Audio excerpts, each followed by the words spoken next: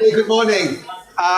Great to see a packed audience here. I know there's people in the overflow rooms and anyone who can hear this, I'm sorry, there's no more space. But I should have come quicker to get a seat. But anyway, this is wonderful to be able to introduce the keynote to you. We have Jim Robinson here. He will talk for 45 minutes. Or something like that, and then should have plenty of time for questions. And if you then want some selfies as well, you could deal with it. He's available. But let me say just a few things about Jim. There's no point to giving a long introduction. You know who he is, and I think his most important accolade that he actually is properly a fellow of the Institute of African Studies in the University of Nigeria. I think that's his most important accolade. He also happens to be a professor at Chicago, at Harris School, and at Political Science Department. But of course, we all know that he was deservedly awarded the Nobel Prize only a few months ago. So it's with enormous delight that I would like to welcome a friend of CSAE, also a friend of Africa, I can really say. Jim, please, the floor is yours.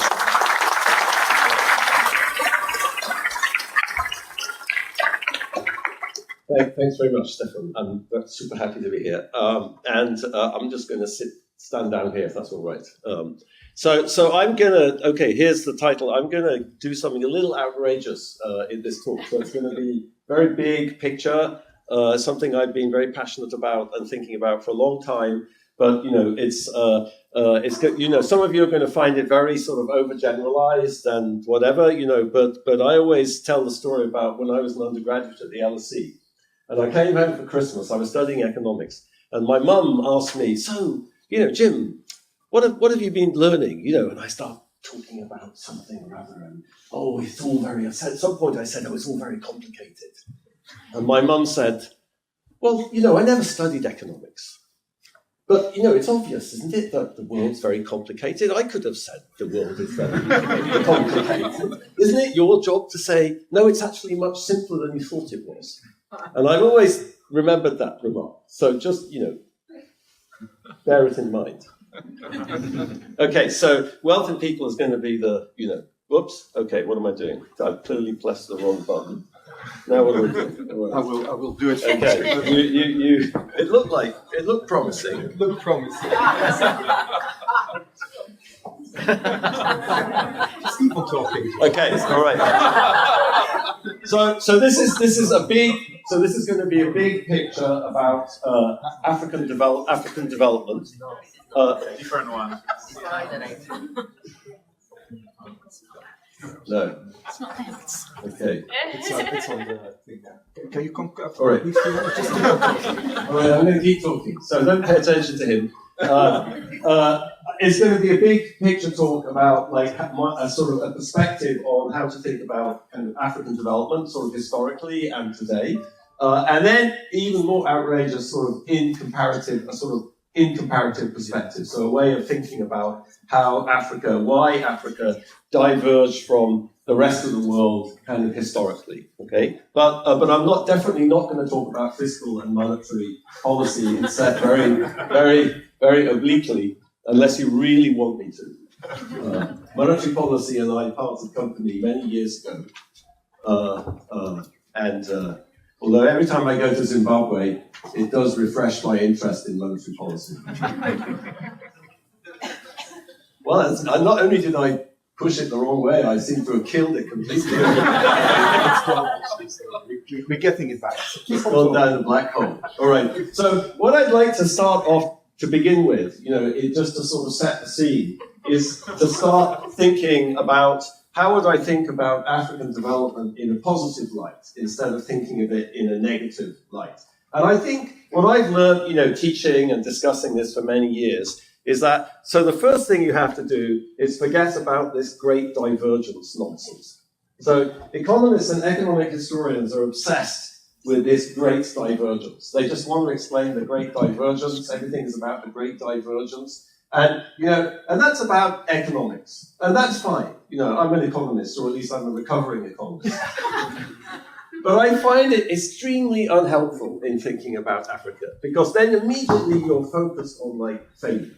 All right. So what I'm going to start by convincing you about is that if I look in other dimensions, Africa is actually extremely successful in the modern world. But I'll need some slides to convince you of that. We get a technical. And I should say, this is, I was going to start by saying this, but I don't need the slides to say this. I'm using the word Africa, and that's like very simplistic. Africa is very complicated and heterogeneous, and all of that, variation is fantastic and fascinating. But I don't want to go into it. I could spend 45 minutes discussing why I think it's useful to talk about Africa as a way of generalizing. Many years ago, I was in a conference in Bolivia, of all places, and I was talking about Latin America and Argentina or whatever it is. And some Argentinian in the audience got very upset with me and said, "Oh, you're a British guy, huh? Do you compare England to Albania?" And I said, "Well, I could." So he was very upset that Argentina was being compared to Bolivia. The world's complicated, and we're looking for. Remember what my mum said? We're looking for. I'd like to. I'm happy to talk about nuance. If you want to ask me about nuance, there'll be nuance. There'll be some nuance. Wow. Okay. Well, we can get the questions and start. Since you brought it up, whenever I teach development to master's students, I start with the Great Divergence. So what's your problem with that framing? Because you're only focusing on the economic aspect of society. So I agree that, in the last 250 years, Africa has not been successful economically. But I actually think Africa was very successful in other dimensions, politically. So that's what I want to try to convince you of. And in particular, Africans were very successful at constructing what I'm going to call polities or political institutions that they valued.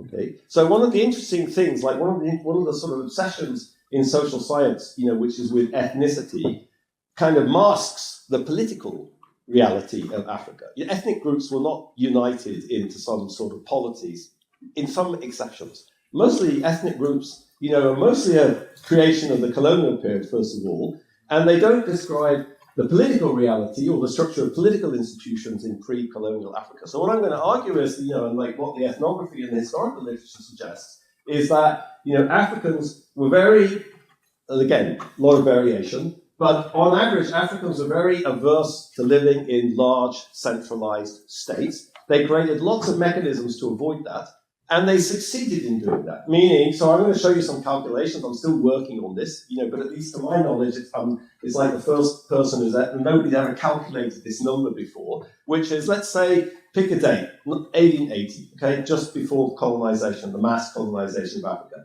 How many polities were there in Africa? How many autonomous political societies were there in Africa? And so the number I'm going to show you is 42,000. Okay, so I think that's probably an underestimate, but that's a success, because that's what Africans were trying to achieve. That's the argument. Okay, so if I start by talking about that and like why that was, then we're not talking about Africa as a failure. Okay, and what I'm going to say is the mechanisms that created that political geography in Africa, sure, it had lots of unintended consequences, meaning the society was organized in a way that made it very vulnerable to negative shocks, okay, like colonialism. Okay? But there's many pluses and strengths about that too, which I want to talk about. Okay, I just think like what I've found is that if you start off by talking about something positive, the whole dynamic of the conversation sort of changes instead of like, but not to deny the problems with the economic problems. Absolutely not. Okay, did I convince you? Slides are almost there. Now let's All right. the guy who's projecting. They can be projected on the screen again, if you can hear us. Project him on the screen again. I just pressed this thing on the right. I the left. Always go left. I don't know. I think Yeah. So they will be on the screen in a second. It's all now on. Right. Yes. I don't know what will happen, but somehow it was deleted. So first of all, I'm gonna talk a little bit about this issue of polities and how we calculated that number. Okay, and exactly how I came to that number, 42,000. As I say, I think it's probably an underestimate, but at least we have a methodology which we can, we're in the middle of basically going through every historical, every ethnography and book in the University of Chicago Library and the HRAF, which is this big ethnographic database at Yale at the Peabody Museum, just to sort of fill in as many gaps, and then we have to interpolate. But I'll tell you about that, and then I'll try to talk about, why were there so many polities in Africa, and talk about some of those mechanisms. Oh. But I need to know what to press. But I pressed that one. Do you think if I press that again? Yeah, it should be okay. You think? I'd rather you pressed it for me. I'm only going to take the blame once. I have no idea. I will be your streamer. Okay, let's just. Okay, so maybe I could.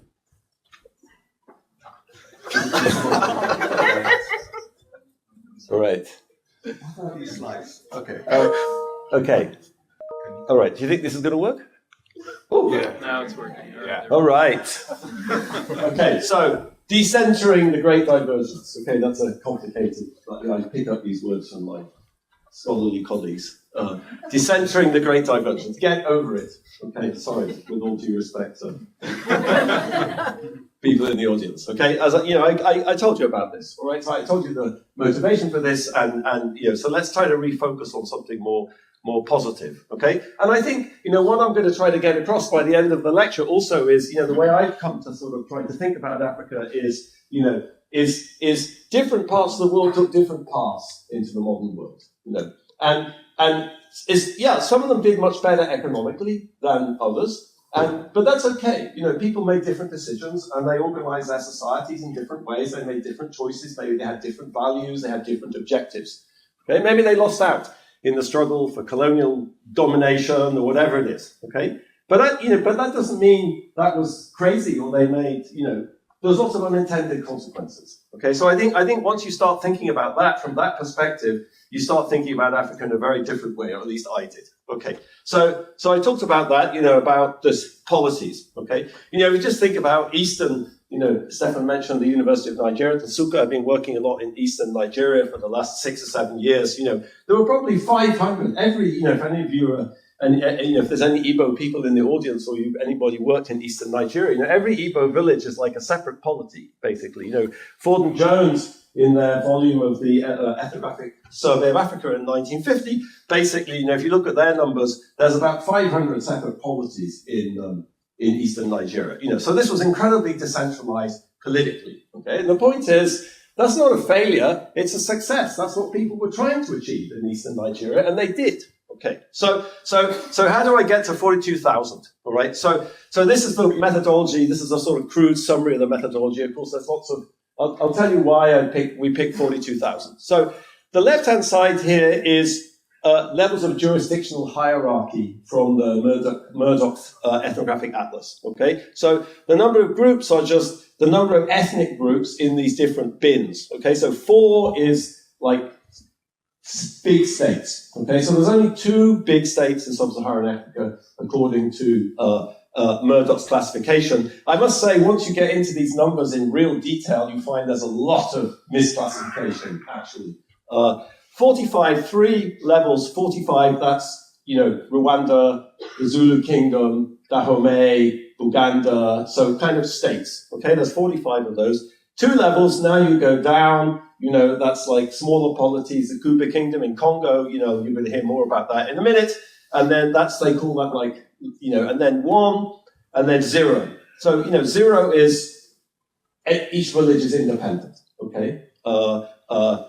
1 is, there's 1 level of jurisdictional hierarchy above the local village. So that's like Mendeland in the south of Sierra Leone. And, so what we did is, first of all, and then there's 250 missing. There's a lot more missing, actually. We've been coding a lot of these things just ourselves by hand, because it turned out in the missing, there's lots of places which actually tons of information about, but somehow Murdoch didn't code it. So we take that and we separate the societies into different bins. And then we use these back projections of population from this Hyde data set, which is at the ethnic group. And so in the second column there, we've got the population estimates of population in 1880. Right? And then estimate 1 is just a kind of this is the estimates of the number of polities. Okay, so that's really easy at the top. Okay, there's 2 large states, so there's 2 polities. 3, 45. There's 62 policies. So some places like Rwanda, you can say, okay, there's a state, there's a polity. Okay, other places are more sort of complicated because even some of the places that are in that bin, they're actually not centralized into one kind of state. Okay, when you get down to 2, it gets much more complicated. So what have we done there? Well, there's 111 ethnic groups in that bin. And what we do is basically we've gone to every kind of historical source and ethnography we can find to just see if there's a direct estimate of the number of independent polities in those different societies. And then we're still missing about, so that's true for about half of those places in that bin. And then what we do is basically just say, okay, we have a total population figure.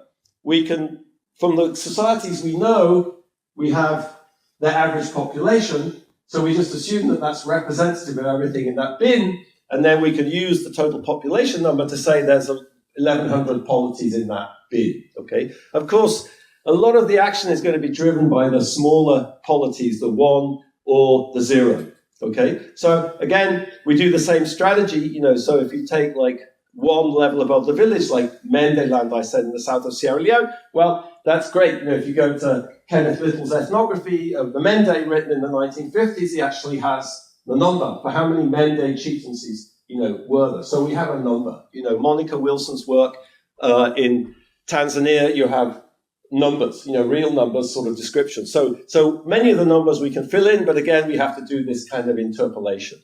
The really difficult thing, we get to 3,200, the really difficult thing is the sort of 0 and missing, okay? So 0 is, like the Igbo, for example, okay? So there's no levels of jurisdictional hierarchy above the village level, okay? So there you really have to kind of know, what was the population of a village, for example, and I mean, we do the same process, but there's a lot less direct evidence here, because these small-scale societies sort of attracted much less attention from ethnographers or historians, So the 0 and the missing, of course, is extremely tricky. Missing means we have 250 societies, and Murdoch plus us. We actually coded about 80 of those. We got it down to 250, but that means we don't know kind of how politically, so these societies were so badly observed historically or ethnographically, we don't really know anything about their political organization. So that's sort of tricky. The 0 we tend to know much more, at least they're coded in Murdoch. We do the same sort of procedure, but there's much more uncertainty about, so this would be like the Tonga in Zambia, so if you read like Elizabeth Colson's ethnographies of the Tonga, she describes a lot of political institutions, but she never comes up, she tells you a lot about the village, how many people were living in a village, but she never says how many villages were there, So what we have to do is just take, this is what she says, how many people were living in a village, it's very decentralized politically. This is population, we divide one number by the other, and we come up with 700. Okay, so I think, we've been doing a lot of kind of cross-checking like that. So just sort of reality checking on that, and this is obviously driven by a few, like the Tonga, the Fong, in Gabon, very decentralized, the Beti in the south of Cameroon, Igbo, so these very decentralized societies, as those big numbers. So this 20,000 here is, a lot of that is driven by 6 or 7 societies. So then you just go to these specific cases, and they don't have numbers, but we try to convince ourselves that this is a realistic number. Okay, so you get the idea. I mean, so I'm happy, just to sort of throw this out there, and say this is a big number. Like, it doesn't really matter to me if it's 30,000 or 50,000. It's just a big number, And if somebody approves on this number, great. We're doing our best. But it's a big number. Okay, so why is it a big number? All right, why are there so many polities in Africa? And I think this is a success story. Okay, and the way I think about that is what I'm going to call using this rubric, which I find kind of powerful, and it's going to be the guiding sort of principle of everything, which is, what I call wealth in people. So this is an idea that goes back, I think to the famous Kopitov and Myers volume in the 1970s about slavery in Africa, where they had this idea that slavery was part of this sort of continuum, from different sorts of dependency and unfreedom. And, they sort of said, you want to think of slavery as part of this whole kind of, notion of wealth in people, that African society, they were sort of comparing this to Western society. African society is organized around social relationships, social ties. A gift of money is not equal in value to a gift of a person. So this is, all over African kind of myth, oral tradition, this, and I think, personally, one of the, my own personal experience working in Africa is just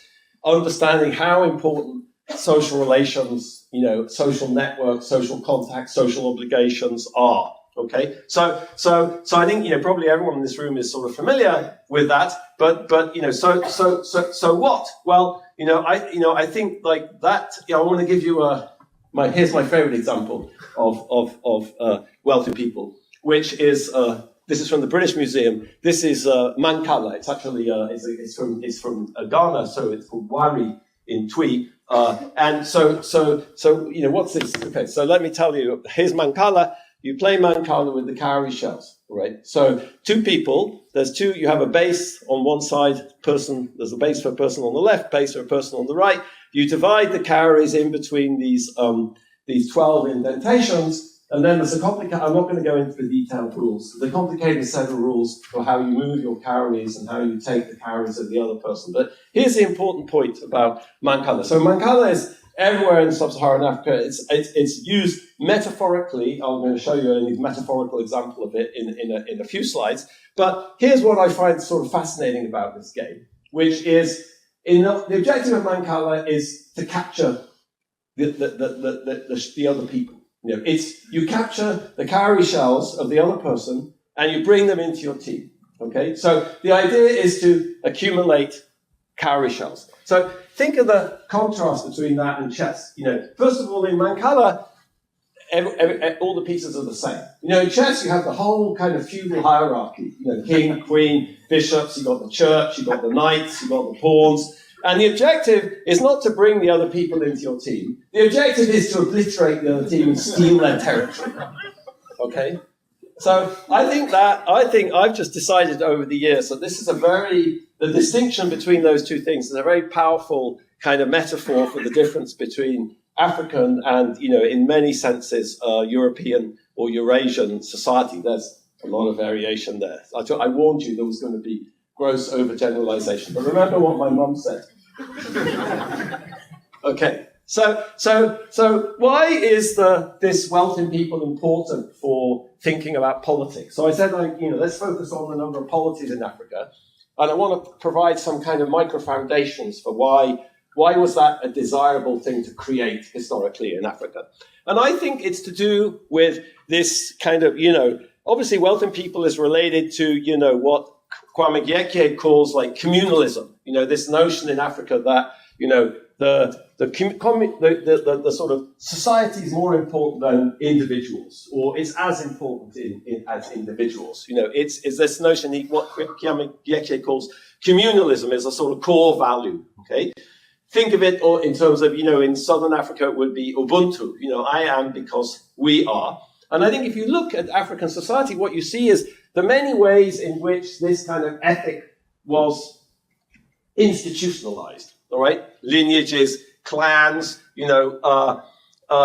Placide temples. So this is a sort of controversial book, but it's amazing how often people end up coming back to it, which is, Temples' book, Bantu Philosophy, which was written in the 1940s. Temples was a Belgian cleric who worked amongst the Luba people in the south of Congo for 20 years. And he wrote this book, which was sort of the first attempt by a Westerner to try to understand African society from the perspective of Africans. Like what was the worldview of Africans? And I still find this book fascinating. And, he says Africans has an ontological duty to preserve the clan. Okay, so that's a word that's going to come up a lot, not that much actually, but what do I mean by ontology? So that's a branch of metaphysics, and it's sort of about, people's notions of reality, kind of what there is. Okay, what is there? There's the community. People don't see themselves. If you know the work of Richard Nisbett, the social psychologist Richard Nisbett, The Geography of Thought, it's very related to Richard Nisbett's work, like trying to capture how people have different ways of looking at a situation or different ways of conceptualizing, a particular setting or a game, and a lot of it contrasts individualism with this much more collective idea. Okay, so I think Temple says they have an ontological duty to preserve the clan. So the clan is a kind of institutionalization of this wealth in people. That's what I'm saying, and that becomes something which is valued. Okay, so what threatens the clan?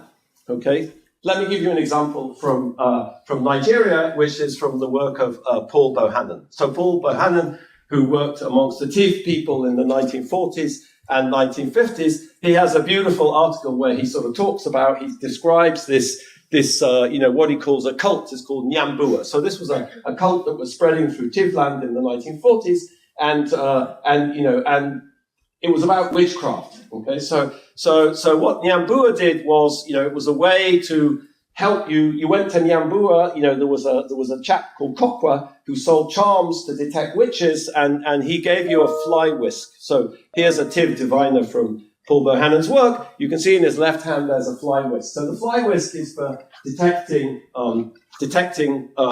witches, basically.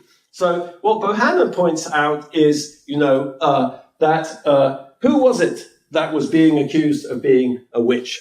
Okay. And he says, and I'm quoting here, men who have acquired too much power were whittled down by means of witchcraft accusations. Nyambua was one of a regular series of movements to which Tiv political action, with its distrust of power, gives rise to, so that the greater political institutions, one based on the lineage system and the principle of egalitarianism, can be preserved. Okay? So what Bohannon shows is that these witchcraft accusations were basically a mechanism for preserving the very decentralized political society. Because if you're going to have kind of greater political centralization, then, somebody has to start giving orders, someone has to take charge, you have to start creating hierarchy or authority. That person was immediately accused of being a witch. Okay? So that's a mechanism for stopping, things, people which threaten the clan or the lineage. Okay? So, of course, centralization emerged. All right? We saw those numbers I showed you earlier. There were centralized states in sub-Saharan Africa, and they were, you might think, oh, he's talking about history. I'm going to get to the present. I like history.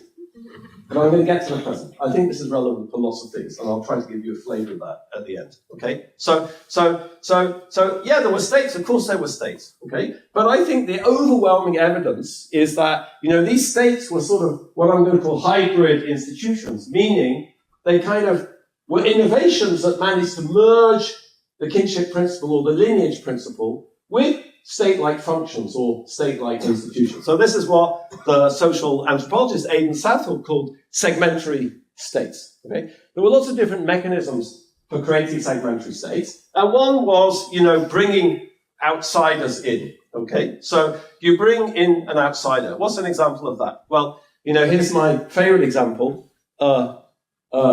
which is the Kuba Kingdom. So this is, we did a lot of work in the Kuba Kingdom in southern DRC. And this is called an Ndop. It's a statue of a Kuba king. It's a statue of King Shiam, who founded the kingdom in the 1620s. And what's he sitting in front of? A Mancala board. Okay, that was what the great historian Jan van Sina called his emblem. Why was it his emblem? Because it symbolized a social contract. He founded a state in the 1620s. He united these clans, and when he did it, he tried to do it in a way which would respect the social contract. That's why he's sitting in front of the Mancala board. Okay, he was an outsider, so he was a stranger. He came from outside. Maybe not actually a stranger. Maybe you could become a stranger ritually, Why did it matter that he was a stranger? This not, I mean, the British King Charles is a stranger. They're basically a bunch of Germans, these people. They came over in the 18th century. I'm serious, isn't it? The Danish royal family, was started by one of Napoleon Bonaparte's generals. I mean, so this idea comes up a lot in world history, and I'm going to come to the question of what exactly is unique about Africa at the end, unless Stefan shuts me up, okay? But don't, so there's a lot of very interesting comparative stuff here. There's stranger kings all over the world, the Inca kings, according to some people in South America, were also stranger kings. So this mechanism comes up, in many different circumstances, but it's a very significant part of this sort of, okay, we want to create sort of centralization, but we don't want to create we need to kind of compromise, okay? So one way we compromise is merging the clans, the lineage system, with the state, and yeah, we're going to have a king, but we're going to have a weak king. How do you make a king weak? You bring in outsiders. Outsiders don't have claim to land. They're not autochthones. They don't have claim to land.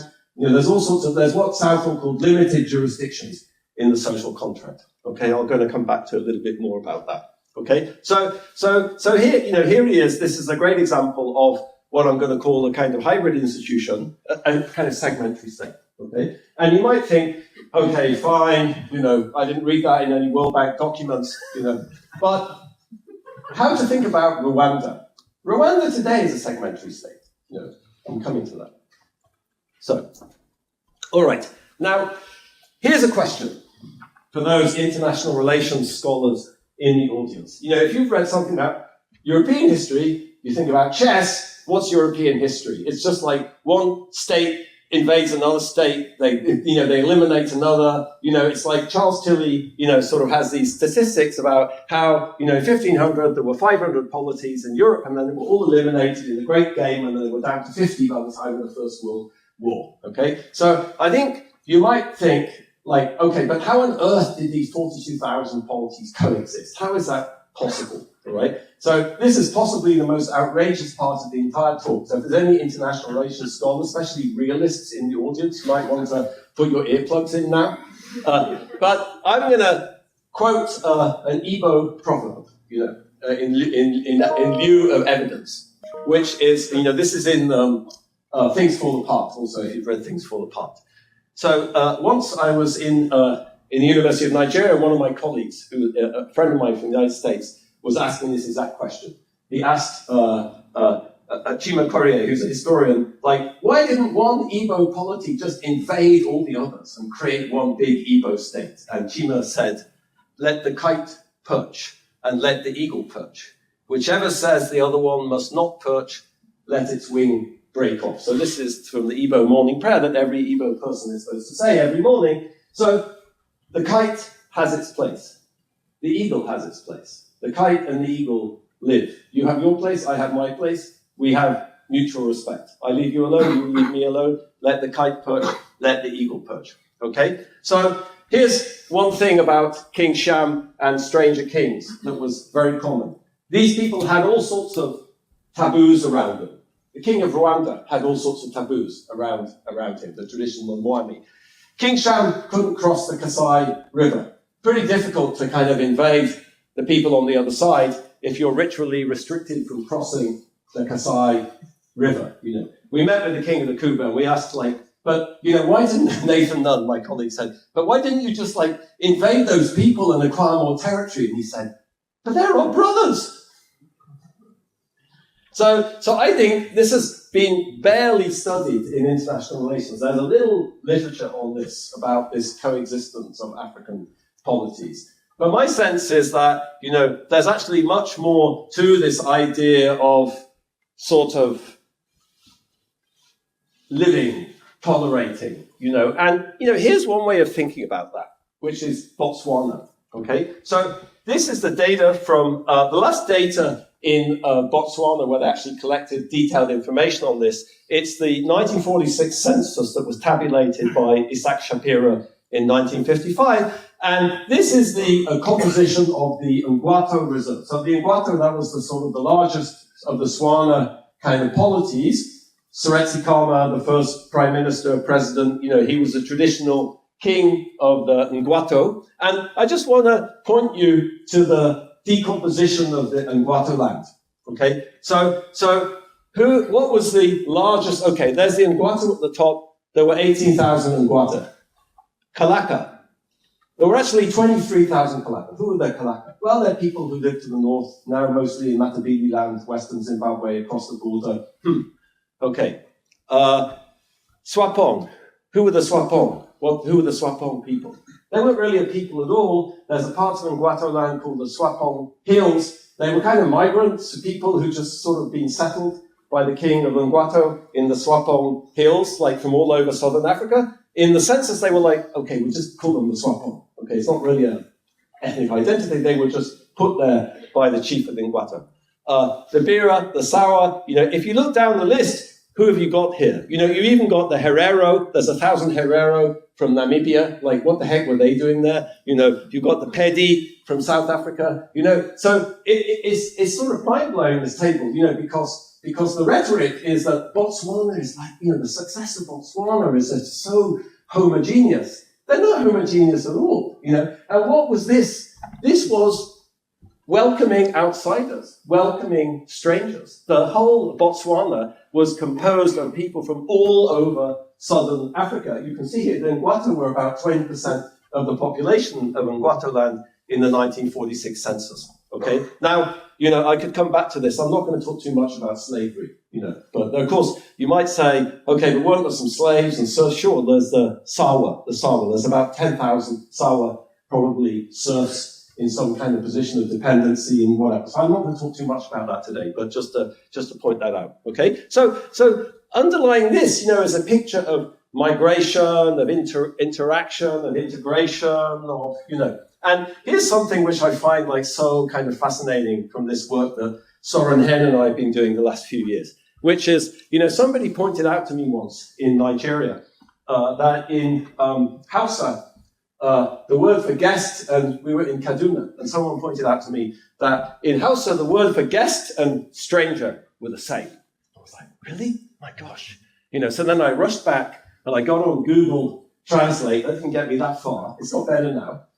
So we went to the library, I had an RA, and we've been coding, I'll get to the whole world later. Like, in which African languages, this is in blue, these are all the African languages for which we can find dictionaries where the word for guest and stranger is the same. Okay? Now, the difference between the dark blue is like real languages that we can find. The light blue is sort of lingua franca. So like Swahili, Lingala. So that sort of kind of massively expands the scope. There's a lot of missingness here, but the blue is basically, yes, the word for guest and stranger is the same.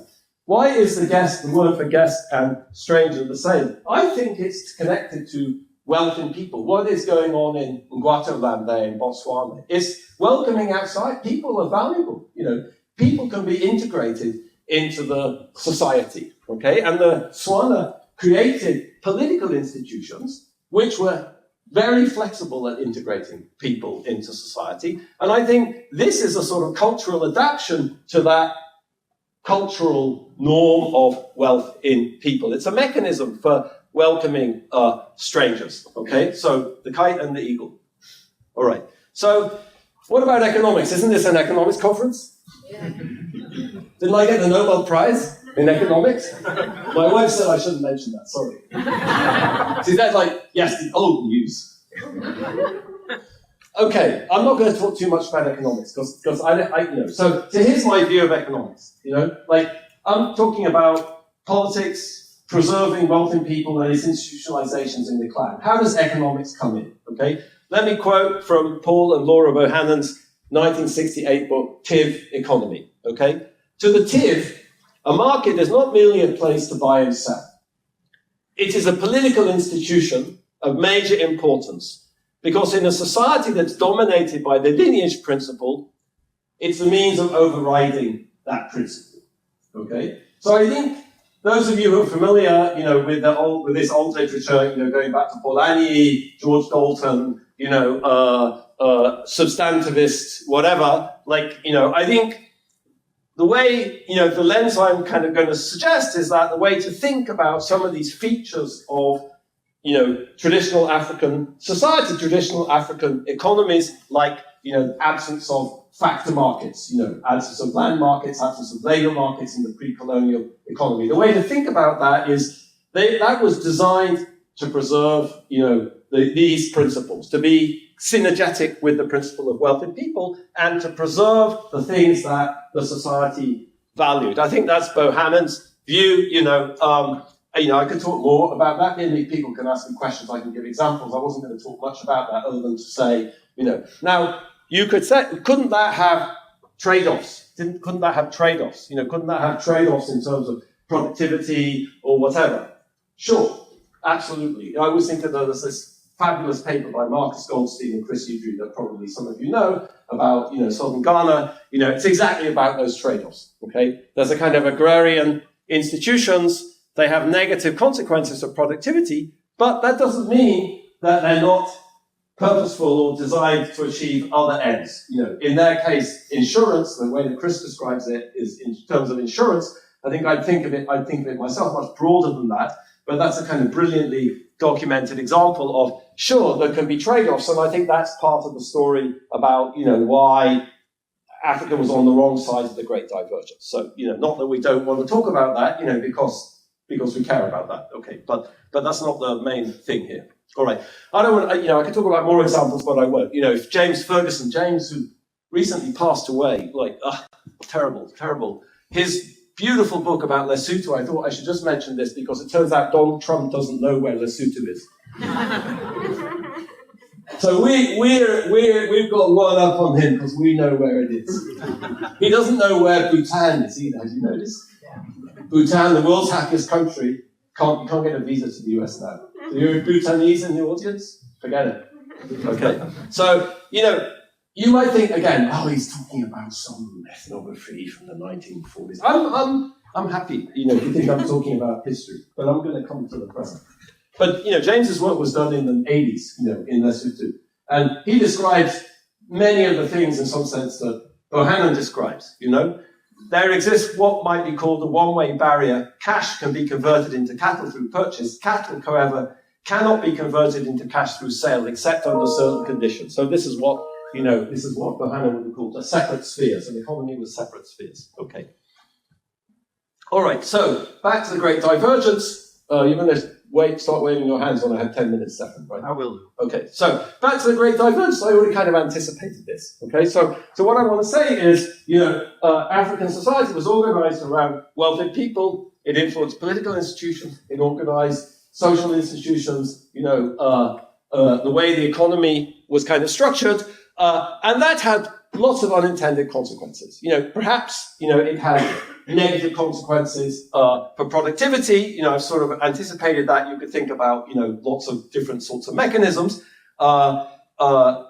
initially, but I think also more important, there were lots of places that were extremely poor 200 years ago. More important, it made Africa extremely vulnerable to European commercial and colonial expansion. With the slave trade. Why the slave trade? Why did Africa get involved on the supply side of the slave trade? Well, because everyone was used. There were so many mechanisms for controlling people, and if you look at the history, if you read, the account, for example, of the start of the slave trade in the Kingdom of the Congo, when the Portuguese start, the first kind of really big commercial slave trade, when the Portuguese start demanding slaves, what do the King of the Congo and elites do? They sell off their dependents. Okay, they sell off their people. Okay, why? There's 42,000 policies. So you sell off your dependents, you go on a raid, and you get some more from the next door neighbors. And that's exactly what happened. Okay? So I think that's where the political geography kind of interacts with these institutionalizations of wealth and people in a very pernicious way. You have some enormous non-cooperative equilibrium in the sense that, then you go to Malebo Pool, you go up to the pool, you try to acquire more, more people, and it ripples all the way up the Congo River, and so that non-cooperative interaction, that political geography becomes very important in kind of understanding the logic of, why would you sell off your people when they're valuable? Well, because you think you can replenish them from other societies. Okay, I think the same sort of logic happens in the colonial period, of course. it's sort of obvious, which societies were able to effectively defeat colonial invasion. It was the big ones. It was Ethiopia, it was the Zulu kingdom were able to defeat, kind of inflict massive defeats on European armies. It was Japan and Thailand and China that were able to hold off colonialism. So this very fragmented political geography made Africa extremely vulnerable to European colonialism, divide and rule. And okay, let me not get into that. Let me just say one thing about that, about colonialism, which I always think is like the most pernicious legacy of colonialism, which was brilliantly described. You see why this is going to be important in the end by Peter Eke, by the Nigerian sociologist Peter Eke in the 1970s. This idea of like the two publics, that local society in Africa has a very legitimate kind of order, rules, institutions, but the national government is a kind of alien, amoral zone. So Peter Eke kind of calls this the two publics, that the problem in post-colonial Africa is that the morality of local society was never projected on the national state. It was first created by the colonial powers, then it was captured by a kind of elite that was created in the late colonial period, and local society has never been able to get that under control. So this is brilliantly described in Chinua Achebe's book, Man of a People. And, he sort of says, in the affairs of the nation, there was no owner, and the laws of the village became powerless, So this is the big, social contracting problem in post-colonial Africa. Okay, so I'm coming to Rwanda. All right, so now let me back up and sort of say, I know I talked about this before, so let's think about this comparatively. Okay, so I want to tell you this path of wealth and people has these political consequences, has these economic consequences, there's these sort of spin-overs, these unintended consequences, the slave trade, colonialism, whatever.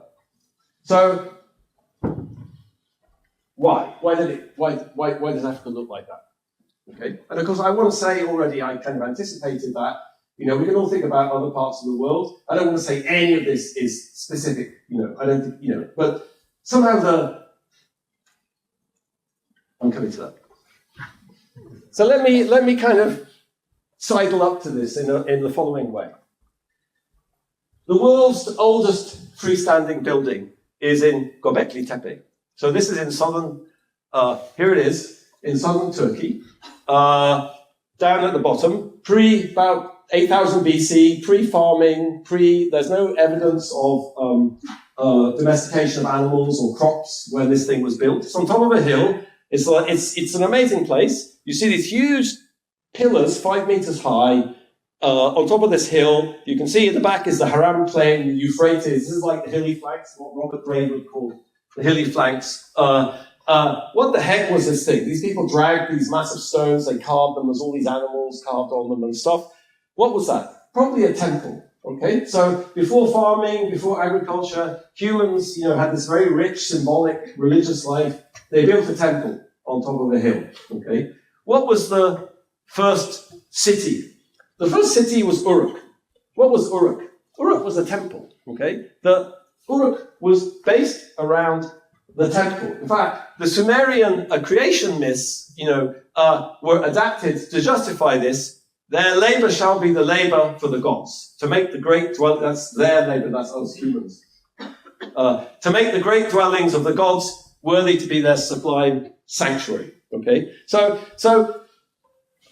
Uruk was built around the temple, and humans were to serve the gods, and the city kind of coalesced around temples. Okay? If you read the Epic of Gilgamesh, Shamhat says to Enkidu, so I'm telling you the whole story, but Gilgamesh is sort of the king of Uruk, he's out of control, so the people ask the gods to create a doppelganger.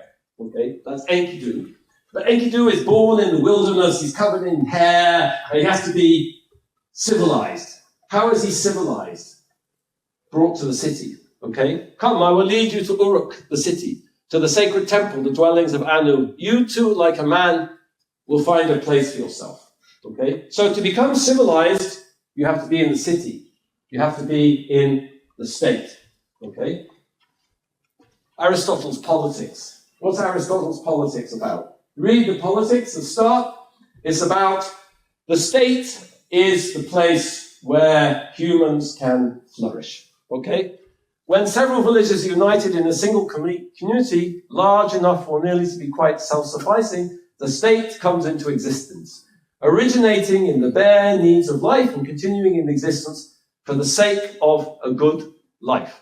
Okay? So, once Aristotle establishes that, then you can start discussing, how should the governance of the state be organized? I could come to that, but what I want to emphasize here is this idea that there's a state. Okay? And now I think, I'm going to just show you one outrageous consequence of this.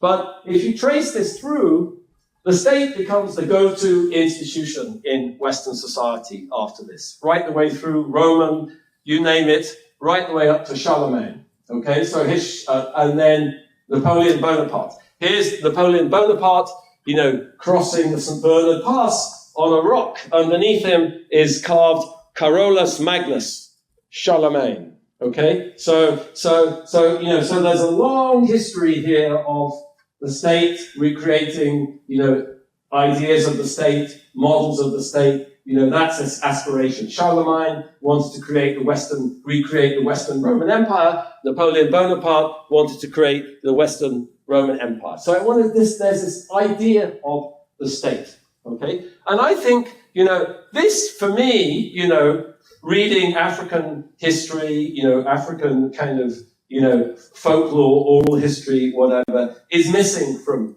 this obsession with the state, or this idea that the state is the go-to institution. And here's the kind of moment when I sort of saw this, which was, we were sitting at the University of Nigeria, and one of my friends, Francis Njoku, who's a professor of philosophy, explained to me that in Igbo, so imagine you get a job in Abuja, you get a civil service position at the central bank, whatever, in Abuja.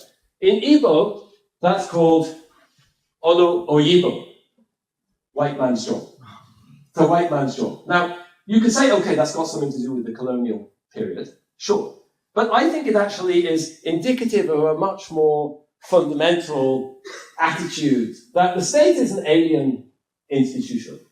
I think in Western society, the state misbehaves in Nigeria. I don't know if you've noticed that. And, in America, well, maybe don't go there. Don't go there. There's this idea in, let me say, political economy, the state, we need to get the state kind of under control. We need to make it accountable, whatever. I don't know, it's very dangerous to generalize from Igbo society, I would say. But, that's not the reaction, amongst my friends. Their reaction is, get it out, I don't want to have anything to do with it. We retreat from it. It's not to get it under control. It's just isolate yourself from it. Okay? There could be lots of explanations for that. But I want to say, if you think, why did I start talking about Gobekli Tepe and Uruk? Because I think, the conventional wisdom, at least amongst my archaeological friends, is that the way to think about the origin of the state is as a sort of ideational innovation. Okay? So it's an intellectual innovation. Okay? In Uruk, you could say that's connected to religious ideas, but it could be completely secular. Aristotle's justification for the state was completely secular. It's not religious at all. And there's many other cases that are like that. Think about Chinese history, think about the state in China, the mandate of heaven. The Zhou innovate this idea of the mandate for heaven that justifies, their rule, but it also justifies, this enormous kingdom of the four quarters, and then there's the elaboration of these complementary theories of governance, Confucian, legalism. Think of the origin of Islam. Muhammad, what was Muhammad? Muhammad was a state builder. Muhammad went to Mecca. He went from Mecca to Medina, and he built a state in Medina. He started resolving disputes. He built an army. He had the constitution of Medina. It's a state formation. He built states to enforce God's law. Okay? So that's a completely ideational project. And this is a hypothesis. You can contradict me. I'm happy to be contradicted, but this is the way I'm thinking about this at the moment. I think that idea never appears in Africa. This idea that, the state is the go-to institution. You have to be in the state to flourish is never in African tradition. Okay? And I think once you see that, a lot of other things start making sense. So, if you read a lot of, I've read a lot of these oral histories of different polities or kingdoms in sub-Saharan Africa. And what's fascinating about that is there's very little discussion. Like you read Aristotle, there's very little discussion, 10 minutes, great. There's very little discussion of, should we have a monarchy, or should we have an aristocracy, should we have a polity, what kind of, how should we govern the state? It does come up, if you've read Jomo Kenyatta's Facing Mount Kenya, there's a beautiful discussion of like the history of kind of Kikuyu constitutionalism and why do we do it one way, why do we do it another way? And actually it's very consistent with what I'm talking about, because he talks about how did they come up with this idea of organizing authority around age sets and age grades. It was precisely to stop anyone concentrating authority. If you have these age grades, where there's this division between different grades, the age grade, the eldest age grade kind of governs the society, they pass on. They pass away. You can't pass that to your children. You can't. Then the next age grade comes. So it's actually a beautiful political design organized to stop anyone concentrating authority. It's spelled out but why would you have all of this elaborate discussion? You wouldn't. If you don't accept the idea of the state in the first place, then there's no point in going into elaborate discussion of the governance of the state. Should we have monarchy or aristocracy or polity? It would never arise, So that's puzzled me for years, but then of course, why would you do that? You don't accept the state as a go-to institution in the first place, okay? Now, you're going to think, okay, this is desperately unsatisfactory. You're economists, you're hard-nosed economists. You run regressions. Ideas don't come from nowhere, okay? Where do the ideas come from? Okay, so I don't want to have some, silly deterministic theory of ideas, okay? But I think it's worth thinking through, okay? So, I mentioned Confucianism. So if you pick up a book on, the history of Chinese philosophy, they'll say, okay, why did Confucianism and legalism appear at the same moment in Chinese history? That can't be a coincidence. Well, it was a warring states period. The Zhou state had collapsed. There was chaos. There was anarchy. There was a demand for ideas. Okay, so I'm not going to argue that necessity is the mother of invention, but just to say ideas come up in a context. Okay, so what would be the context? Well, this is very tentative, but let me kind of back up and start. Just if I reflect a little bit on some of the things I talked about. I'll go through this fast because I want to talk about the contemporary world. But we can talk about wealthy people. We can talk about all sorts of things. These things, I'm still working on this. But my kind of, my where I am at the moment is more or less most things like you talk about here. You can find some other society in the world that, where they have these properties. So, but I think what I find super interesting is two things. One, I haven't talked much about African traditional religion. But there's something enormously kind of symbiotic between African traditional religious beliefs and decentralized political organization. I think that's totally clear. I'm going to say one thing, so I think my working hypothesis is, I don't think this is is my working hypothesis is that it's not one of these things that distinguishes Africa, but it's somehow the ensemble. I'm going to call this the ensemble. British people, they start speaking French. You should that's when things get really pretentious. I'm going to call it the ensemble. Okay, it's like the collection. Somehow Africa was brilliant at keep combining these things, which are mutually reinforcing. That made it very difficult to come up. Of course, people came up with ideas about centralization. King Xian did, Ndori, or the origin of the state in Rwanda, sure, they came up with ideas. They came up with this, people are trying it on, people, the Shaka Zulu, people came up, but they didn't find fertile ground in Africa. And I think the reason they didn't find fertile ground is just the collection of these things interacting made it very difficult. Okay, so, and, here's one fact. I don't want to push this as a univariate theory of world history, but to go back to the guest equals stranger, it turns out that outside Africa, there's only one language in the world where guest is equal to stranger, according to what we can find so far, which is in Hawaii. It's got a little circle around, which is a little mysterious because Hawaii is a Polynesian language, so it can't be on I need to check that. But anyway, this is where we are so far. That's a cool fact. No, it's a cool fact. So it's a cool fact. All right. But I don't want to propose that as a univariate theory of world history. Okay, fine. So, All right. So what should you take away from this talk? You know, I said you should start by being optimistic. Of course, there's lots of problems, but let's focus on the positives. Okay, and I'm going to end by talking about more positives. All right. So the way I tell my students is like, you know, don't think of Africa as being underdeveloped. Africa is differently developed. You know, different societies took different paths into the modern world. China took a different path into the modern world. You know, Japan took a different path into the modern world. India took a different path. People made different choices. They organized their societies in different ways. There's trade-offs, sure. Sorry, there's trade-offs. You know, I think Marcus Goldstein's paper meant much of my work. I'm not going to talk about it. It's in my Nobel lecture. A lot of our work you can interpret in Africa, you know, Congo and Sierra Leone as being about trade-offs, actually. But I don't think, you know, that's the past. And maybe there were lots of unintended consequences, but the past is fun to study, but it doesn't tell you that much about the future, you know. And my sense is, you know, in many ways, the past and the structures that were created in the past can be leveraged to do lots of good things in the future, okay? You know, here's what I was talking about Botswana. I didn't talk about the Hotla. This is Bontclain, which is a suburb of Gaborone. When they built Gaborone in the 1960s, Seretse Khama and Ketmazire, you know, had the idea that, we need to take the Hotla, the traditional meeting place, you know, of the Swana polities, and we need to build them in Gaborone because we need to project. Think about the two publics. You know, the genius in Botswana was they managed to project the morality of the local society onto the post-colonial state, you know, and that's how they did it, okay? It was a brilliant piece of agency and political engineering. Somaliland. Stefan's been in Somaliland, okay?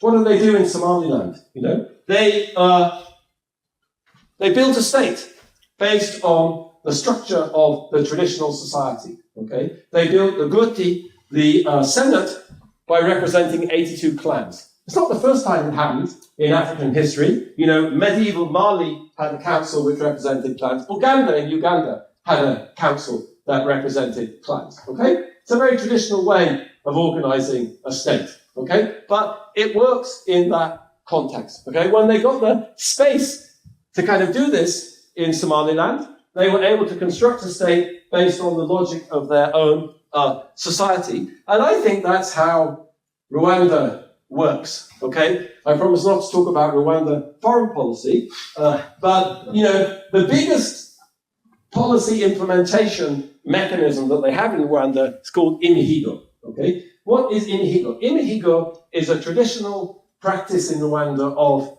making, basically like reciprocity, of like making promises, okay? You make a promise and you have to stick to it. And if you don't deliver, you're humiliated, okay? So what Kagame did was he took this traditional mechanism and he turned it into this enormous scheme of policy implementation. So I don't want to go into the details of that, but like this is leveraging the traditional structure of society. So, you know, and this is a this was a segmentary state if ever there was one. So the traditional state in Rwanda, the Nguinia Kingdom, was named after the royal clan, and it was organized around the clan structures, and it merged the clan structures with state institutions. One of the most beautifully documented examples of what I was talking about. Okay, so he gets that, and you can still use those mechanisms to implement policy, okay? The International Monetary Fund says you can't have a proper state unless you have 15% of GDP in taxes. Well, you know, that's if you pay the people working for the state. In Rwanda, they don't pay most of the people working for the state. Why do they do anything? Like, you know, imagine getting a British person to do something if you didn't pay them. Because it's part of this traditional system of reciprocity and obligation and kinship and networks, and so you don't need 15% of GDP in taxation to implement policy if you can tap into the traditional social structures. Okay, so, and one step beyond, if you buy this idea that really we should start thinking about the world not as, you know, the great divergence, like we succeeded, they failed, you know, didn't we do well, but really, okay, people chose different paths. they made different decisions, okay? Some of them had unintended consequences, and, that sucked. Maybe that doesn't tell us much about the future, but also if they made different decisions, maybe we have something to learn from their decisions. Maybe we have something to learn. I mean, no society is perfect. Maybe we have something to learn from what they did that we didn't do, okay? So let me just give you two examples to finish the talk. One is, I already told you about guest and stranger. There's a beautiful paper by Ben Enke and his collaborators, just came out in the American Economic Review, called, it's a survey of what they call global universalism. You might know some of Ben's work on universalism. Okay, so let me tell you what this is. Okay, so this is based on surveys, and they ask people, I give you $1,000, you have to divide it between two people. So somebody who's like socially proximate to you, let's say a member of your family, and somebody who's socially distant, a foreigner, let's say. Okay, there's different versions of this, and they average across. So they call this the composite universalism. Okay, so your universal, I can't think of the word. You display universalism if you do not discriminate in favor of your in-group. Okay, so who, according to Ben's data, are the most universalist countries in the world? Ethiopia wins. Zambia. Nigeria. Hold on a second. You see the map? Dark blue, most universalist. Okay? So actually, most of the top 20 countries are African countries. Right? So Africans, in Ben's data, are least likely to discriminate in favor of their in-group at the expense of the out-group. Okay? So I think Ben nearly had a half, and Ben is a great scholar, so I don't want to, but, this, I believe, this to me, this is like guest and stranger. Huh? It's guest and stranger, it's the same thing. Okay? But don't you think, I don't know about people in Britain, but I would say living in the United States at the moment, we have a lot to learn from this aspect of African culture. My final example, we have a democratic crisis in the United States. You may have noticed. You can tell it's on my mind. There was a recent Q poll which asked people, do you think that elected officials in the United States care about people like you? 85% of people said no. 85% of people said no. Okay? So we chose a particular institutionalization of democracy in the modern world. In the United States, they didn't even like democracy. Where did we get this electoral college? The electoral college was designed because they didn't trust people to directly elect the president. They wanted elites appointing the president, not people. They wanted to separate the election of the president from the people. They didn't trust democracy, okay?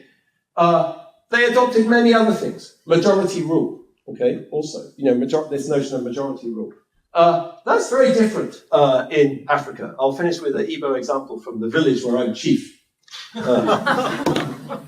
If you go to an Igbo village, there's, like here we can talk about lots of variation or whatever. This is a meeting at the Aladimna. There's 4 kinships, there's 4 kindreds. The kindreds all have their own assemblies. Every adult can show up and talk. Their village has an assembly, okay? There's all men here, but they were just discussing a particular man issue. This is not an ideal photograph to show how representative this is. It's the only one my friends can find. So I'm working on that. So work in progress. Anyone can show up. Anyone can show up. Anyone can show up and talk. And men, women, even youths can show up and express their opinions. Okay? And it's not just participatory in that way. But decisions are made by consensus, So when that's the way things are done in Africa. Now, when you tell that to people, I've been telling people at the World Bank like this for years. And they're like, what? You're out of your mind? How could you do that? Well, of course, the political culture of Western society, it's hard to imagine that you could ever do anything by consensus or even kind of understand what does that mean or how does it operate or how does it work. You have to kind of observe it in action. Okay, so for me, you could say all this all sort of impractical. How do you scale it up and stuff like that? We could talk about that. I just want to make the point here. talking about different societies made different decisions in sort of coming into the modern world. You know, Igbo society and many other societies in Africa made particular decisions about how do we represent people? How do we give people a stake? Who gets a voice? How do we do things? How do we to keep the community together? And, you know, how do we... This is a world where, you know, you don't have those same problems that you have in in the United States. Okay, so just to end on an even more outrageous positive point. Thank you.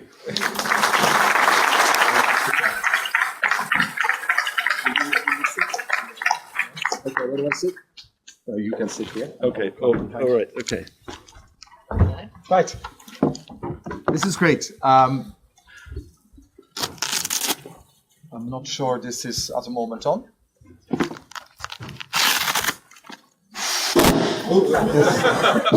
Now we're there. Sorry, blow faster. And it says, do not move the microphone. I didn't. I blew it away. Good. Look, well, we'll have still about 20 minutes, 25 minutes for some questions as well.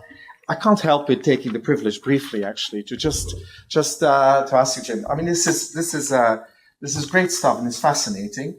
I mean, one slightly flippant question, but there's something serious behind it. So one of the things that I take away is that, and you said it almost literally at some point, we shouldn't say that some countries win or fail and others succeed. So how would you put it now? Like, you know, in terms of, you know, your best known book bestseller that talks about why nations fail. So how do you square what you just said with the idea that they fail or not? You know, if you listen to, my Nobel lecture is about to surface, but you could listen, if you have half an hour while you're brushing your teeth or, you know, making your tea, you could listen to my lecture. You know, I think I've learned something since then. Okay. I think, you know, we were very focused on the economic sphere. You know, I'm not going to apologize. That's kind of where we were. You know, we had a certain particular intellectual trajectory. You know, Dercon and I, we were very influenced by Doug North, by this whole kind of whatever that, you know, we were just, that's where we were, you know, but when I did that work, you know, I was just overwhelmed by my own sort of ignorance about the world, you know, frankly, you know, and I think so I would just say, you know, I've just been trying to learn more about the world. And, you know, for me, you know, I was a mathematical economist, you know, like I was a general equilibrium theorist. You know, I was taught that economics was sort of like Newton's laws of gravitational motion. And it's true that force is equal to mass times acceleration, you know, in Enugu and in Chicago. But I don't think what I've realized is that social theory is not like that. You know? No. And I had to unlearn my socialization. Right. And no, this is great. And I have just one more thing because I thought your examples were really enlightening, and I'm bringing it to the present as well, is that, you know, and you're absolutely right with the example on Somaliland, on the Brahma conference and so on. And it was quite a remarkable thing that in a state of conflict, the subclans could come together. But it's quite an interesting thing if you contrast it with Somalia itself, who in some sense tried to replicate that in a constitution where each of the clans has to have a say. But then you seem to be getting, then it's suddenly maybe power structure or whatever come back in it, because then it suddenly seems to be much more like a rent sharing agreement rather than actually something like that. Yeah. So here's one explanation for that, actually. Yeah. I mean, a hypothesis.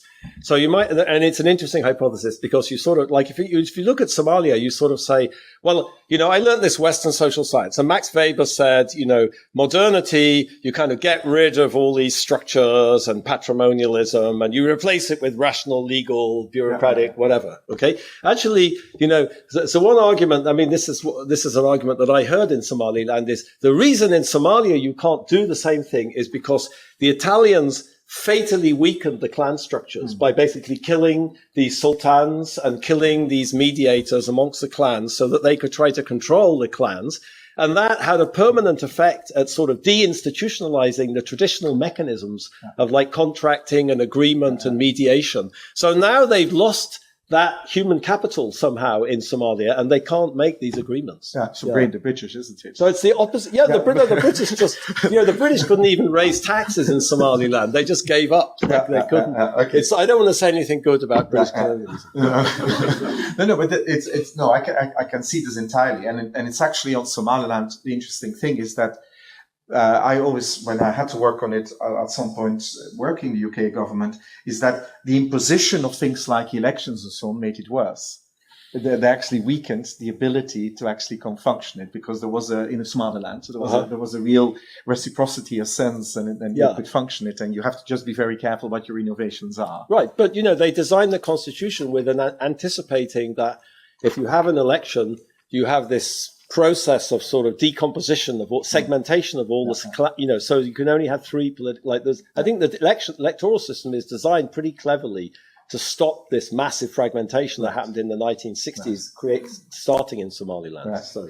Fascinating. Yeah. Look, why don't you open to the floor? And I'm going to propose, there's a lot of hands going on. So I'm going to first look a bit on this side, then we'll look at the back, and then we'll look here. And we'll take about 3 at a time. Ooh. And then, and if you want a pen? I need a bit of paper.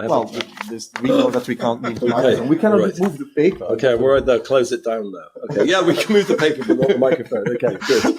Okay, we actually start here. Thank you very much. My name is Joy from University of Nairobi, Kenya. I don't know exactly what point you're what exactly your main point here, and it's okay because I don't know exactly what the point was, what was the punchline. But now I want to tell you something. The story you said resonates with a folktale that we hear a lot. And in my economics classes, I start by telling the story about this white man walking around in the 1860s, the years that you talked about there, and he found a Digo man sleeping under the mango tree in Mombasa, Kenya. And this, in 1860, the years we're talking about, and he told him, "What are you doing sleeping under the tree?" And he said, "I'm waiting for a mango to fall." "Why?" "Because I want to eat it." They said, "Wake up, pick it." "Why should I do that?"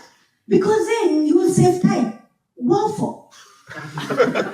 So the point is that your lecture resonates with that. And the reason is because that time, if you look at poverty as in relative poverty, everybody slept on a scheme. Everybody went to the farm. We exchanged chicken for cows and meat, and there was no money system.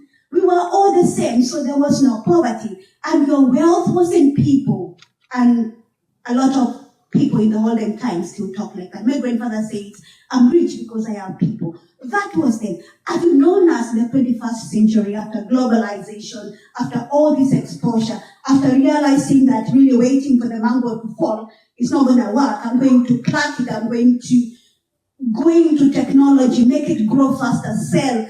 I'm going to own a car like you. Have you seen us then? But then the point is, okay, Africa, then what? At the end of the day, what's important? Livelihoods, well-being. What's your point? Okay, thank you. Point well made, but we should also get a few shorter ones in, otherwise we're not getting very far. Why don't we start halfway and then we'll come forward? The gentleman there on the left corner, and then Good morning, Professor. My name is Chigozie. I'm Igbo, so ndewo to you.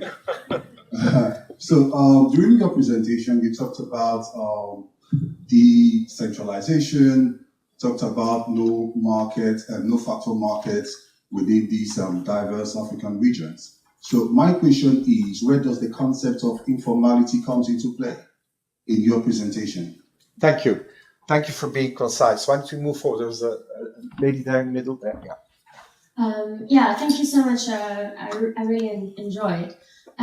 I study horizontal inequality or group-based inequality, especially in Africa. I'm South African, so we figured out how to do that really well. I guess my question is that one of the recurring things that comes up is that in interviews is that people talk about their lineage, their responsibility to their clan, to their groups, and that is reflected on the state, that's sort of driving a lot of why states have preferential service delivery, essentially.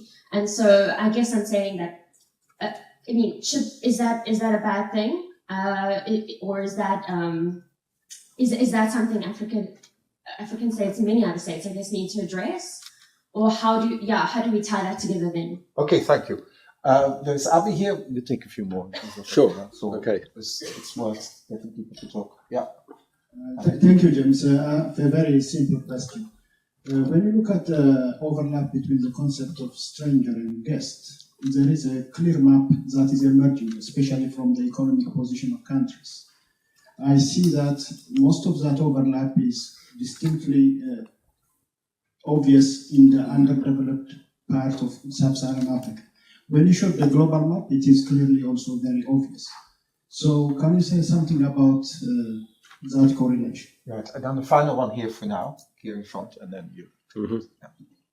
Thank you, James. My name is Okwai, and I'm also coincidentally researching property rights, although in Africa, in Nigeria specifically.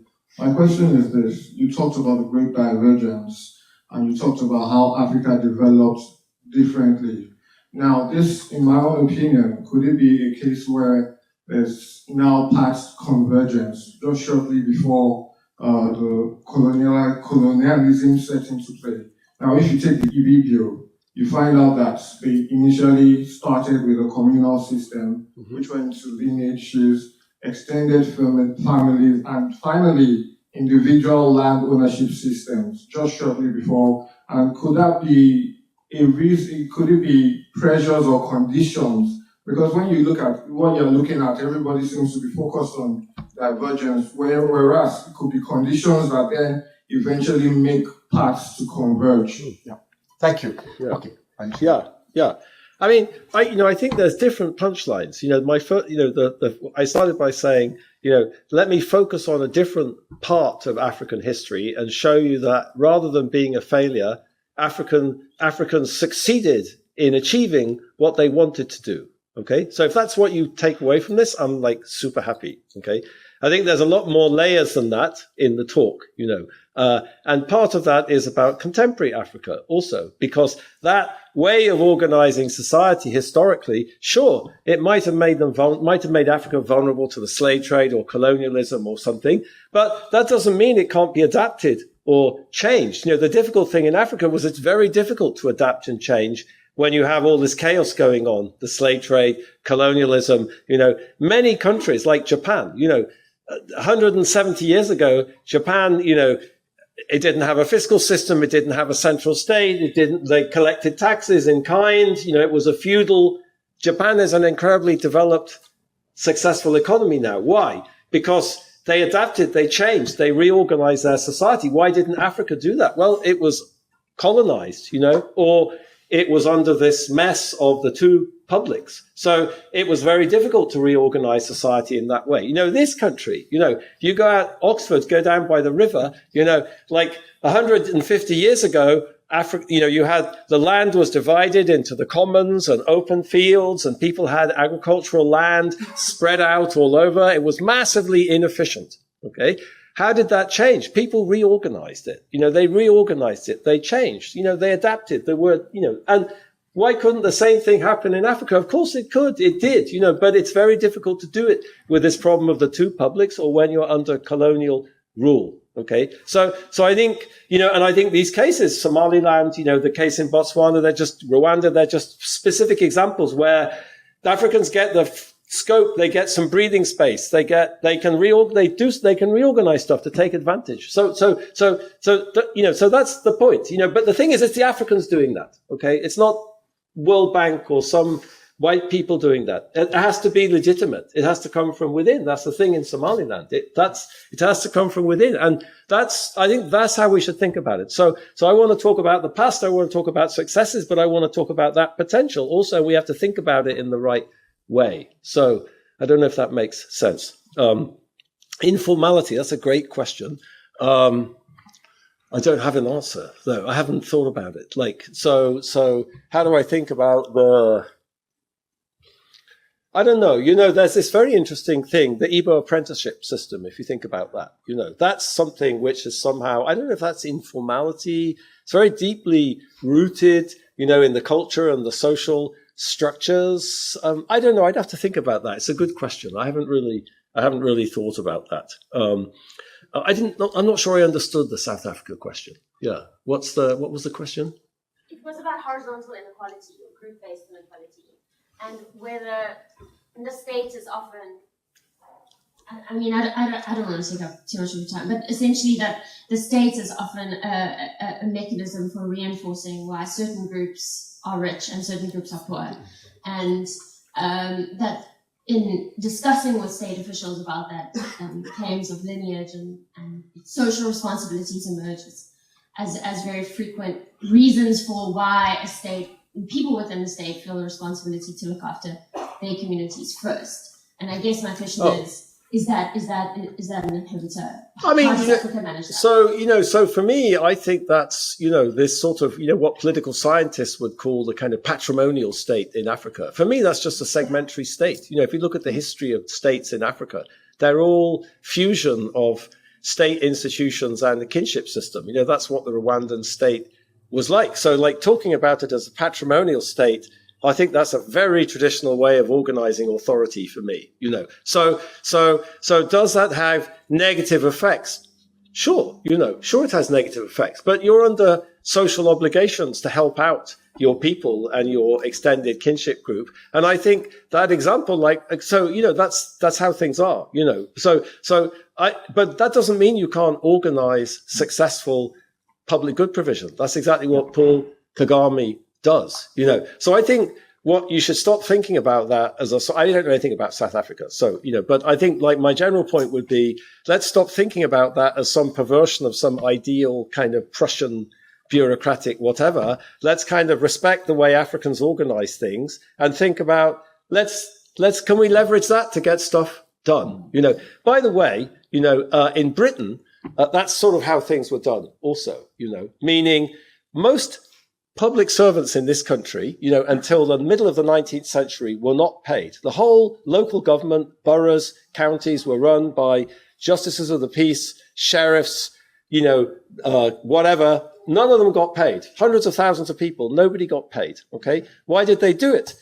Well, historians would say it was a service, maybe aristocrats did it or whatever, but it's a bit like the Rwandan state, actually, So reciprocity, social norms, like very patrimonial also in many ways, but anyway, so, okay, good.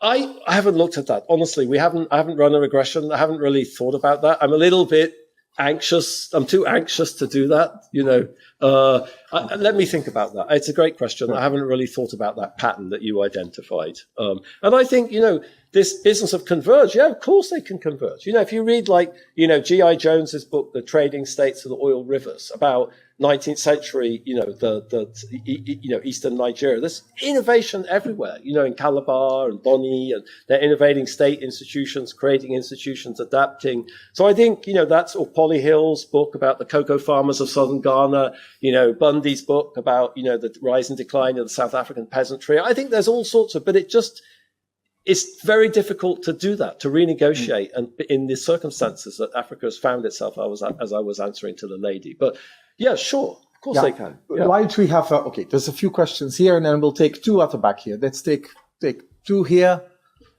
I think there's two questions there, I think. Yeah? I see two hands. Yeah, Justice and Ranel. Yeah. So I have a simple question.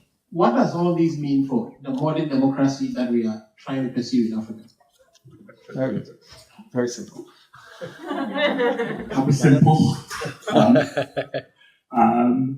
So for a talk about that was so heavy on sort of decentralization, one thing it didn't seem to be a lot of people in the talk. I mean, there's quite a lot of surveying of what people actually want from their political systems, and I just thought, have you tried to relate this to what sort of people across Africa actually seem to show as their revealed preference or their stated preferences about their political structures?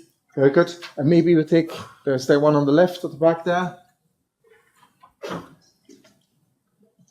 Thanks very much. It's so interesting. I just wonder if, everything in the talk has been actually about men, And to be all broad brush about it, Okay. we've got women are all more Yes. universalist, and actually the question is why African men are more universalist and more sort of socially oriented. But I mean that's provocative. But in terms of now that societies are potentially becoming more equal between men and women, what could it mean for the sort of future of democracy in Africa and development? Right. And any urgent? Okay, there's one more hand there, and then it's the last question that will add to it. Okay. Thank you for the presentation, and it's really good to see that you're using your position to advance this kind of narrative. It's interesting. One question.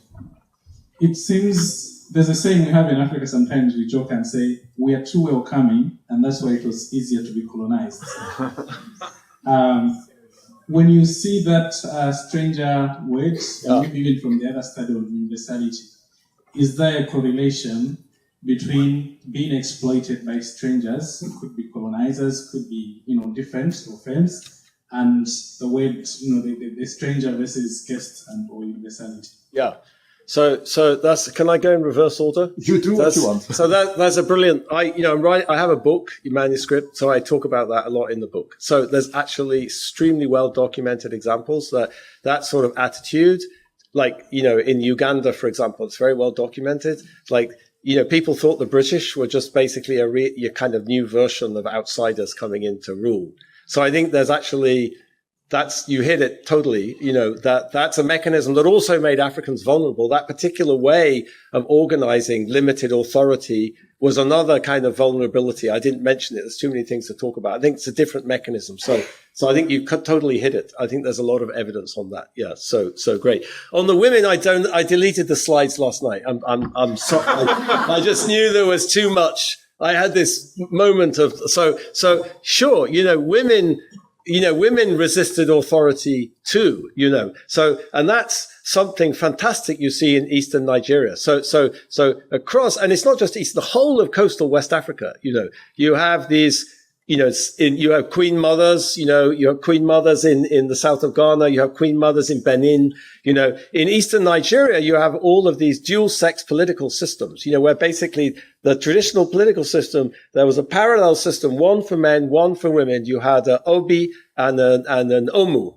And the Omu was a female queen, had nothing to do with the king, was selected by a completely different mechanism, dealt with women's problems.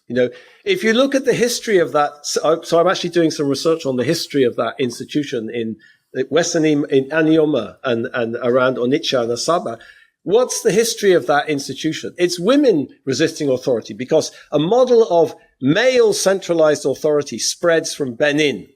And what do? Women organize against the men, and they create this parallel system to keep the men under control. Okay. So I think obviously the picture with respect to the role of women in traditional political systems is sort of very heterogeneous, kind of all over. There's queen mothers everywhere, Rwanda and South Africa, whatever, Lovedu, but the coastal West Africa is sort of fascinating from that perspective. So I think I was going to talk a little bit about these Omus and women resisting centralization too, and resisting centralization based around men. So, Ben Enke's data is, men and women. That's sort of, it's balanced. I don't remember the statistic. I'm sure it's balanced with respect to gender. But I should, so that's a great question. And I apologize for not talking more. I did apologize about the Aladimna being all men. Suddenly thought like, but I got rid of all the slides and I apologize about women. Surveys. So we've done some work on this. I have a paper with Soren Hen that came out in the AERC journal called Africa's Latent Assets, which is a sort of first attempt to kind of think about, some of the positive aspects of African society and some of the kind of contemporary consequences of the social contract. If we talk about Britain, this has always like pissed me off. If I talk about Britain, we talk about Hobbes and John Locke, and we talk about like Bentham and Mill, and like we talk about, the political ideas and the political philosophy and the political tradition. But in Africa, we just talk about development.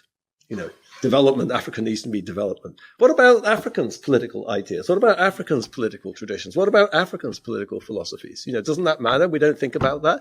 we should think about it. We should take it seriously. I mean, so I think, that's one of my sort of projects. So Soren and I, we actually looked at survey data from the Afrobarometer, and we kind of basically looked at systematically across, in the end, we did it everywhere, but in the end, in the paper, we just report stuff from Nigeria, basically looking at, is there some kind of mapping from the sort of historical political organization of different societies, so have Hausa, like much more centralized politically, or the Igbo or the Ibibio, much more decentralized. Do you see systematically different attitudes towards political institutions and whatever? And the answer is yes. But I need to do a lot more work on that. So that's a good question. And, what do we do about, modern democracy? I mean, that's a good, it's a hard question. I think it's obvious that these examples like Botswana and Somaliland, somehow the problem was easier. I don't think it was easy to solve. It's not easy what Seretse Khama, did in the 1960s in Botswana. That took a lot of agency and it took a lot of work. But the fact that these political institutions were kind of uniform across Botswana, you had these hotlas everywhere, and that's very different from Nigeria, for example, much more heterogeneous. Somaliland, same thing. I don't think it was easy to create a state based on the clans. Yes. In Somaliland. They'd never had a state. There was no history of that. So I think it would be ludicrous to say that wasn't a piece of genius, that kind of, but obviously it's harder in Congo, or whatever, but I think if I go back, and I think about the 1960s, if you think about the days of Nyerere or Sekou Touré or Nkrumah, or people were thinking about different models. They were thinking about ideas, like what's a model of a post-colonial state? Nyerere thought socialism, we can tap into Africans' notion of sort of communalism or whatever, and that's an axis that people have in common, that we can bring people together across all these heterogeneous people. Nkrumah thought the same thing. There were models, there were ideas, I think we need more of that. Can't we have more of that? Just like that sort of dreaming, what I'm saying here also is we need intellectual innovation. How is it you're going to create this? How are you going to project the kind of morality of local society in Nigeria onto the fellas in Abuja? That's a heck of a difficult, social contracting problem. And I don't have a silver bullet for that, needless to say, So, and of course, Africans are struggling with democracy, but I think there's a much more, I think what we see is think about, Sierra Leone, for example, or Ghana, where there've been, or even Nigeria, there's been sort of successful transition to democracy, but you see just having rotation in power is not enough to build a legitimate, effective central state. It needs a different sort of project, it seems to me. And for me, I've just come to this conclusion that what's missing is just this idea. In the 60s, they got it totally, but African rulers don't talk about that anymore. They don't talk about ideas. They don't talk about, and I think that's really needed, honestly. But obviously, but anyway, that's not for me. That's for Africans to talk about. I'm just. Very good.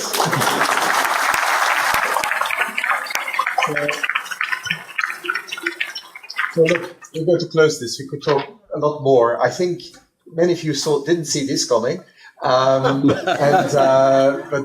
there's all of us told. But definitely, let's be open-minded. Let's learn. Let's listen, and let's keep on just learning more about all these places we work on and the thinking, and give them agency. So anyway, I'll leave it at that. Thank you so much. Give an applause to Jim Robbins.